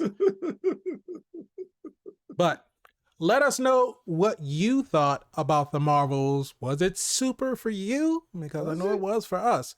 But also, let us know what you thought about the show. Remember, if you'd like to go ahead, hit the like button, subscribe to the channel, hit the bell so you can be notified when we have new episodes that come out. If you want the audio version of the podcast, just search for All Things Super on your Yeah, you favorite gotta look podcast for it. streaming platform. Yeah. And if you want to follow us on social media, just At click your the own link risk. in the description below.